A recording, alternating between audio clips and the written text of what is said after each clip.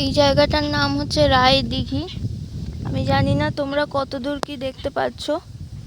আমি আমার ফোনে রেকর্ড করছি, হয়তো একটু তোমাদের দেখতে অসুবিধা হলেও হতে পারে, বাট তোমরা দেখো এখানে প্রাকৃতিক সৌন্দর্যটা কত সুন্দর লাগছে। এখানে একটা গরু বাছুরও চড়ছে, এই আর কি, এই এখানের ব্যাপার। আমরা যেখানে এসছি ওটা একটা স্কুল, আমরা সেখান থেকে কিছুটা হেঁটে এসছি, বাস এই নদী আছে।